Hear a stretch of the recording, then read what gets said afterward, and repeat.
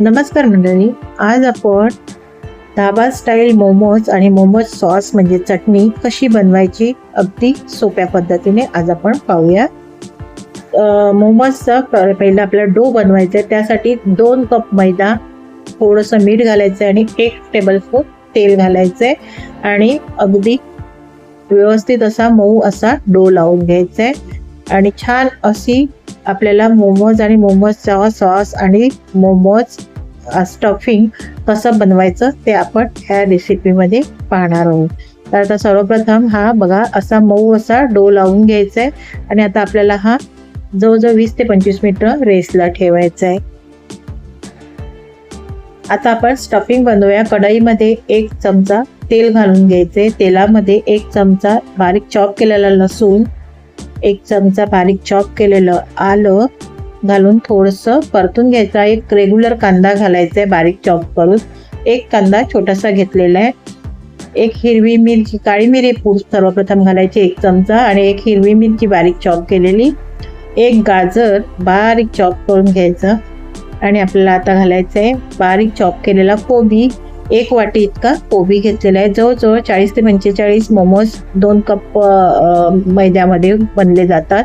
1 सिमला मिरची बारीक चॉप केलेली आणि आपल्याला सगळं हे हाय हीटवर करून घ्यायचं. मीठ घालायचं आहे आणि पातीचा कांद्याची पात फक्त घालायची आणि आपल्याला हे स्टफिंग आपलं तयार झालं. सगळं हाय फ्लेमवर करायचं आहे.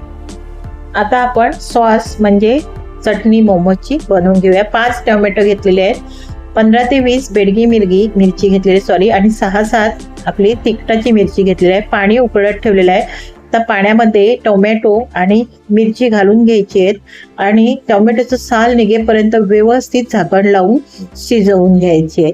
आणि हा सॉस जो मी बनवणार आहे, हा सॉस तुम्ही स्टफिंगमध्ये पण घालू शकता 1 चमचा इतका, कारण हा तिखट असतो तो थोडा आणि तुम्हाला सगळी मिरची तिखट पाहिजे असेल तर तुम्ही तिखट घालू शकता. आता हे सगळं काढून घ्यायचं, पाणी घ्यायचं नाही, पूर्ण गाळून घ्यायचं. टोमॅटोची साल काढायची आणि मग आपल्याला ही वाटून घ्यायचे मिक्सरमध्ये. आता आपण मिक्सरच्या जारमध्ये टोमॅटो आणि मिरची घालून आपण वाटून घेऊया.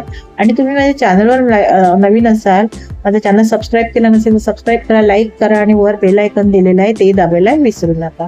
आणि बघा छान अशी चटणी सॉस म्हणजे कसा झालेला आहे बघा, किती रंग सुरेख आलेला. आता आपल्याला पुन्हा पॅनमध्ये किंवा कढईमध्ये तेल घालायचं आहे. तेल थोडंसं जास्त घालायचं आहे आणि तेलामध्ये लसूण बारीक चॉप केलेला घालून घ्यायचं आहे 1 चमचा इतका. व्यवस्थित परतून घ्यायचं आहे. आलं चॉप केलेलं घालायचं आहे, करपू द्यायचं नाही. आणि थोडासा रंग बदलला की पटकन हे सॉस आपण जो मिक्सरला वाटून घेतला तो घालायचा. आणि रंग बघा किती सुरेख आलेला आहे. आता काळी मिरी पूड घालायची आहे आणि मिक्स करून घ्यायचे. तेल सुटेपर्यंत मीठ घालायचे चवीनुसार आणि ह्यामध्ये आपल्याला थोडीशी चवीसाठी साखर घालायची आहे.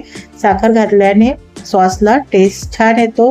झाकण ठेवून आपल्याला उकळवून घ्यायचं आहे. आता ह्यामध्ये टोमॅटो केचप घालायचं आहे 1 चमचा, विनेगर घालायचं आहे आणि सोया सॉस 2 चमचे विनेगर घालायचं आहे.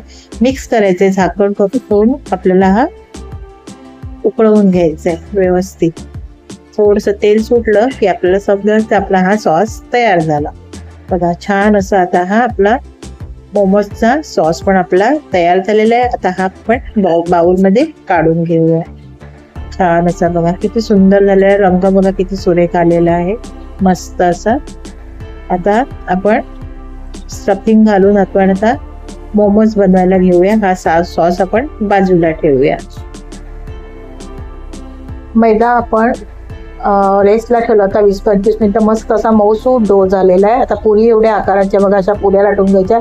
साईज पण पुरीच्या एवढीच ठेवायची आणि स्टफिंग भरून घ्यायचं आणि अशा बघा कळ्या पाडून घ्यायच्या. जसं आपण मोदकाला कळ्या पाडतो त्याच पद्धतीने कळ्या पाडायच्या, पण एकाच बाजूने सगळ्या कळ्या पाडून एक साईडलाच आपल्याला त्या दाबून घ्यायच्या आहेत. अशा पद्धतीने मोमोज असा लांबट पण शेप करू शकतो, मोदकाच्या शेपमध्ये पण करू शकतो आणि तुमच्या आवडीप्रमाणे शेप करू शकतो. आणि आता आपल्याला हे उकडून घ्यायचे आहेत. तर आपण हे ग्रीस करून घ्यायचं आहे. जे मी मोदक पात्र घेतलेलं आहे त्याला वरती खाली पाणी ठेवलेलं आहे आणि वर तेलाने ग्रीस केलेलं आहे आणि त्यावर आपल्याला ते मोमोज घालून घ्यायचे. अशा पद्धतीने आता हे सगळे मोमोज असे स्टफिंग भरून बनवून घेते आणि सगळे आपल्याला हे उकडून ठेवायचे. आणि आपण जे सॉस बनवला तो मोमोजचा चटणी म्हणा किंवा सॉस म्हणा तो सॉस आपण फ्रीजमध्ये 15 दिवस आरामात टिकला जातो. तर 15 दिवस तुम्ही ठेवू शकता. अशा पद्धतीने सगळे मी मोमोज बनवून घेतलेले आहेत आणि हे आपले जाळीवर घालून घेतलेले आहेत मोदक पात्रामध्ये. आणि अगदी 10 ते 12 मिनटं आपल्याला ह्याला स्टीम देऊन घ्यायचं. 10 ते 12 मिनटामध्ये व्यवस्थित असे हे स्टीम झाली जाते, लागली जाते त्याला, सॉरी. आणि छान असे बघा 10 ते 12 मिनिटांनी आपण असे हाताने चेक करायचे. आपला बोटाला चिकटपणा जाणवला नाही पाहिजे. अगदी आपला बोटाला अगदी गुळगुळीत लागलं म्हणजे समजायचं की आपले मोमोज तयार झालेले आहेत. आता हे गार करायचे आहेत आणि गार करून बघा अशा पद्धतीने प्लेटमध्ये काढून घ्यायचे. गार केल्यानंतर ते आपोआप प्लेटमधून सुटले जातात, कारण आपण तेलाने प्लेट ग्रीस केली होती. आणि बघा छान असं आतलं स्टफिंग पण बघा वरून दिसलं जातं. असं हे मोमोजचं स्टफिंग भरून मोमोज आणि मोमोजची चटणी छान अशी रेसिपी झालेली आहे. रेसिपी कशी झाली ती मला कमेंट्स करून सांगा. आणि असे तुम्ही नक्की मोमोज बनवा आणि चटणीही बनवा. व्हिडिओ पाहिल्याबद्दल धन्यवाद.